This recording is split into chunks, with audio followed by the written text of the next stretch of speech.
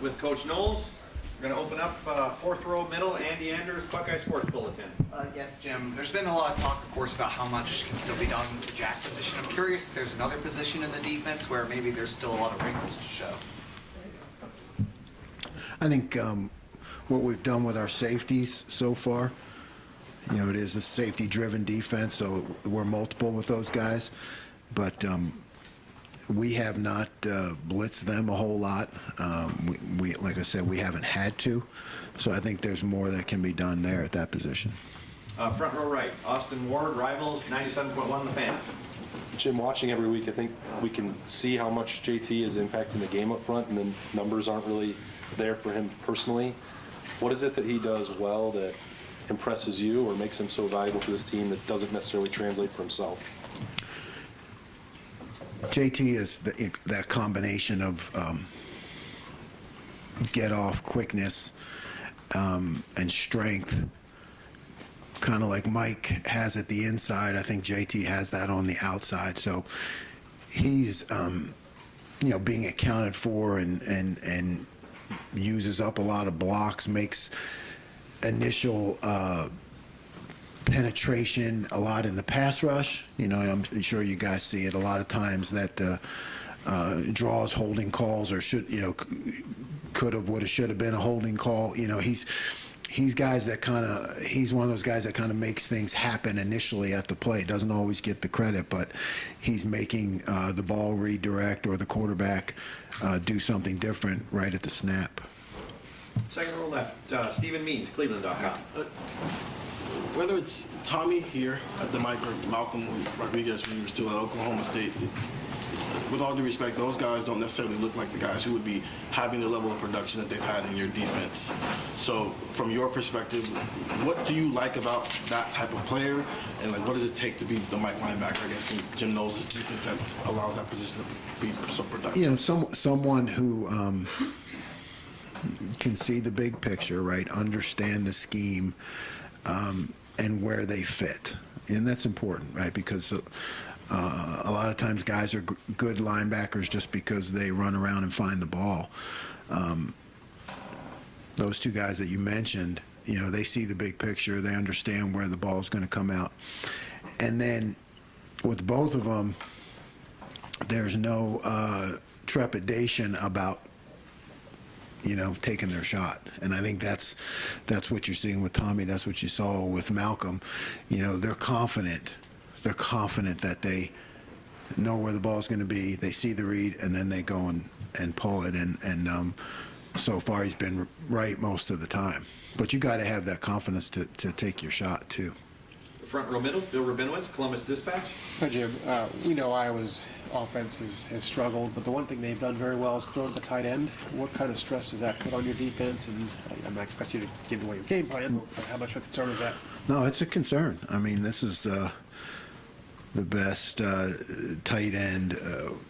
Even two of them, like they're all good, like you said, since Notre Dame. You know, so definitely need to be aware of it. You have to contest. You know, it's, if you give those guys too much space, they kind of body you up and you know, make catches. So you got to have tight coverage. I think that's the key. You know, whether you're in zone or in man, you have to get your hands on them. Front row right, Tim May, Whatever, yeah, and that's good. Letterman Rowe. Jim, what are you selling your team, your side this week going into this game? These guys are averaging 238.7 yards per game, last in FBS, 131st, and I know they throw the tight end, but what is it that they do well also that that you're stressing to your group? The blocking schemes, right? I mean, well coached. So you have some different schemes that result from quarterback under center, you know, the combination of wide zone schemes along with pull plays and, you know, plays that get you running and cut back on you. So it's different. You know, we've seen a little bit of it already this year, but it's different than the way that we're trained. And I always talk about going back to your training. It's different because it's a huddle and it breaks the huddle and all those things that we've seen some of and we're going to continue to see more of. So I think it is a matter of understanding how these type of offenses operate and being able to react and fit. And even though it's not zone read and all those things that you kind of start out training these days, it is something that obviously you see more of in the Big Ten, and our guys need to understand that. Right behind him, Doug Lamreese, Cleveland.com. Jim, Ryan was talking about complementary football with a team like Iowa. For any defensive coordinator, how does it affect your job, whether you are part of a program that has a typically high-scoring offense that more games than not is going to score a lot of points, versus you're part of a program with maybe an offense that's going to play the field position game a little bit more, maybe it'll be typically a lower-scoring game?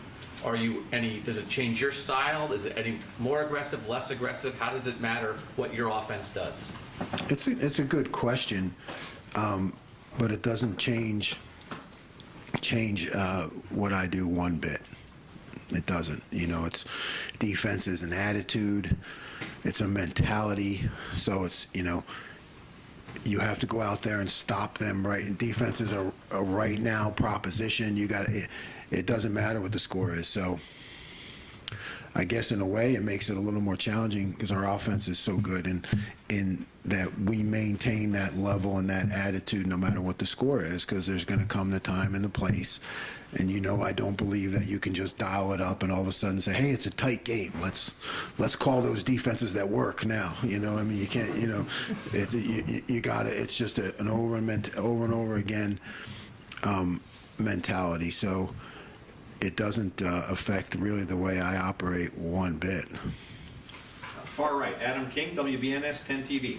The cornerbacks, Ryan said, have been there, just have to attack more at the point the ball gets there. I'm curious if you change anything in the last week and a half, 2 weeks over the bye week. Did you work on anything more, or is that just something that will eventually come? Yeah, it's going against the good competition every day that we have here, that we're fortunate to have here. It's more reps. It's coaching that finish. And trying to illustrate to the guy, okay, look what happens when you turned your head the wrong way here versus when you did it correctly. So it's just a matter of continuing to rep it. And, like I said, a lot of the responsibility is on me because I need to change up coverages and do things well enough to give those guys, give the quarterback some confusion as to what he's seeing. But the more reps we can get against our offense, the better. We're going to go far left. I'm not sure if it was Jared or Justin from WCMH. Back in the spring, you went to Pick North for a college showcase of sorts. I saw you on the sideline last week. You talked about how important it is to recruit the guys in Central Ohio. What did you make of the experience of going to the game? Was that your first chance to go to a game in the area? And what else did you do on the bye weekend? How much are we allowed to talk about recruiting? Is that particular? Yeah. Just general. Yeah, just general.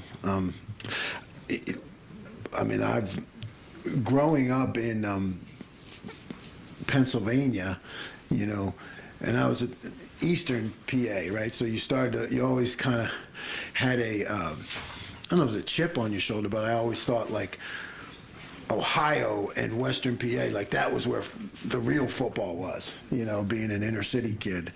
So I've always felt that the high school football in Ohio was just superior, and you never really know when you're young, is it talent or is it coaching or is it toughness? I think it's just general attitude and support. So that's, I guess, what I've seen is, love going to games because of the support from the community, how important it is to people. And I think that just kind of trickles down, and that just makes football in the state that much better. Second row middle, Nathan Baird, Cleveland.com. Sort of a follow-up to what Doug asked you about, but in charge of a defense right now that has made a pretty dramatic improvement since last year. But how do you keep applying those standards as sort of independent of results, I guess, and communicating that in a way that players, I guess, get what you're trying to do as opposed to thinking you're holding them to a standard they can't achieve? Yeah. I mean, positive results help, right? Because they see themselves making plays, they see the scheme working, how they fit in it, right? So that positive feedback helps. I mean, all players need that. So when I continue to stay on them and push them, they know that good comes out of it, and that they're productive, and everybody does well. So, but it's habits, man. It's habits. It's just habits and training and everything that Coach Mick does in the weight room, everything that, our culture and Coach Day preaches about fighting. It's just like fighting every day to continue to improve, no matter what the score, no matter what the circumstance. But doing well helps, right? Because they can look and see that it does work. Right behind him, Dan Hope, 11 Warriors. If you talked about how JT has made this big impact, even though he doesn't have a ton of stats, is that something you've had to sell those pass rushers on, of your impact's not always going to show up in the box score? No, I haven't. Coach Johnson does a great job with those guys being one unit, one group, and it's the same way we're building the defense. Is just, hey, we all of us together are stronger than any of us apart, and it doesn't matter who gets the credit.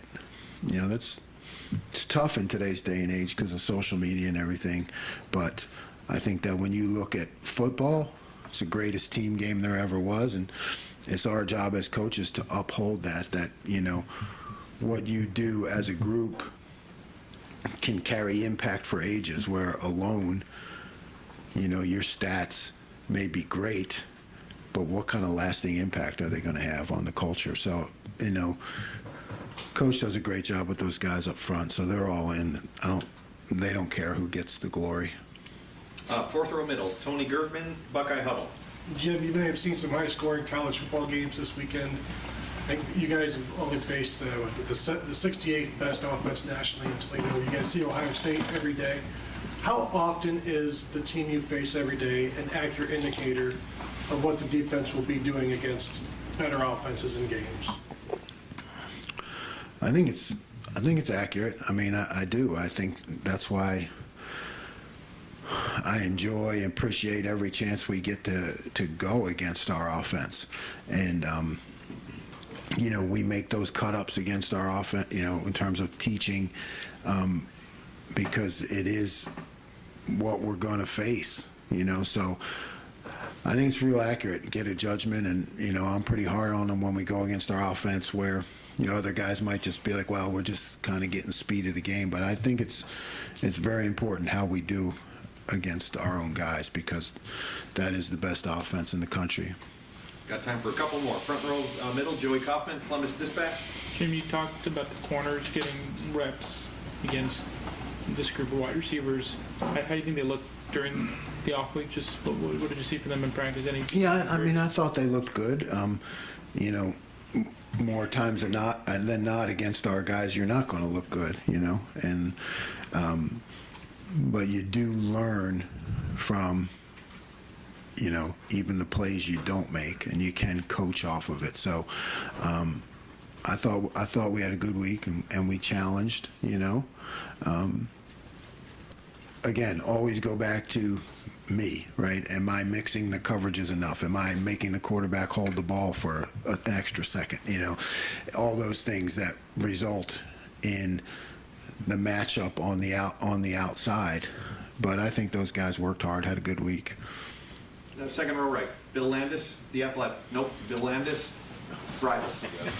Folks don't know about that Philadelphia Catholic League ball here, Jim. They got to learn. It's gotten a lot better since I left, yeah. Ronnie is on pace for, I think, half the tackles he had last year. But he said that's a good thing because it means the ball's not getting to him. on a down-to-down basis, how does he impact things for you, even on those plays where it doesn't end with him making the stop? Like, he's been such a constant for you. Why is that the case? Yeah, his attitude on the sidelines, whether it's the sidelines of practice or the sidelines of games, right? A lot of things that people don't see. I mean, he is that guy who kind of always keeps, a strong defensive attitude in that, hey, we got to do our job. How do we correct this? What's next? Just a really focused guy. So you see that helps a lot. Yeah, it's a good thing that he's not making that many tackles. But like I said, we can always do more with our safeties when the time comes and need be. Far right, Clay Hall, WSYX. Did Tennessee kind of make you sit up and take notice? Did you see them in that game? I saw them, yeah. And my daughter went to Tennessee, so I sent a lot of money to Tennessee. But she made me keenly aware with, LFG Vols, text that she sent me all the time. But, so it was, yeah, I mean, that is a lot of what I went against in the Big 12, right? That kind of attitude of offense. The kind of attitude that our offense has, right? Is like we're trying to score every play. I think that's what you saw out of Tennessee. So systematically, I've really built things for that kind of offense, right? And now the adjustments come in terms of more tight ends and fullbacks and those kind of things, but is more of what I used to, what you saw in the Tennessee game. And final question, front row left, Dave Biddle, 24/7 Sports. Jim, how much can Jordan Hancock help you guys once he gets back? Like, how good was he in the spring and camp before he got hurt, and just how much can he help you guys? Yeah, Jordan can be a great help. I think really like the way he performed before the injury, and his attitude, his calmness, his demeanor. I think he's got a lot of the things you look for in a corner. So having him back in the mix will be helpful to the whole group and the defense. I mean, those kind of things can really change calls and make an impact behind the scenes. His demeanor, I think, is helpful to all of us. Great. Coach, thank you very much. Thanks, Jim. Thanks, James.